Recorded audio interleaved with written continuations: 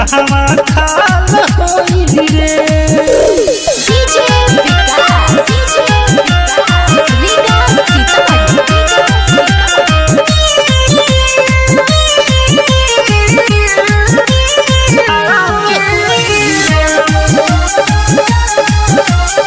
Recording by Bihari music Chakiya. क्योली में न तोहरा रानी बाटे सपीस हो, खुद राय किलर खाली क्या स्परेस हो, क्योली में न तोहरा रानी बाटे सपीस हो, खुद राय किलर खाली क्या स्परेस हो। नमरी खुशाई बहु हवे जहवा खाल होई रे, नमरी खुशाई बहु हवे जहवा खाल होई रे। 10-10 के सिक्का डालब वही में बाईजी जहवा खाल होई रे। हाँ 10-10 के सिक्का डालब वही में छमिया जहवा खाल होई रे।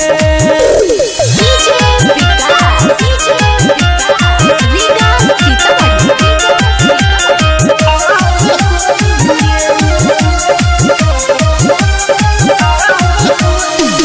धनंजय मुना के तू चढ़ल बारू चाक पर, खरा दिखावा जानी पबली के नाक पर।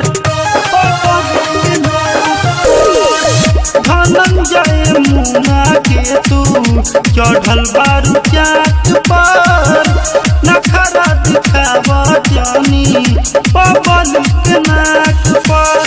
पहिला राइटर अभिषेक ना काल होई रे, पहिला राइटर अभिषेक ना काल होई रे। 10-10 के सिक्का डालब वही में बाईजी जहवा खाल होई रे। हाँ 10-10 के सिक्का डालब वही में छमिया जहवा खाल होई रे। हम ही तो पहले रही सका तोर पाए हो, नाच धीरे धीरे धक पीट के तुलाए हो। यादो जिसे चाहे बाबू साहिब से बवाल होई रे, यादो जिसे चाहे बाबू साहिब से बवाल होई रे।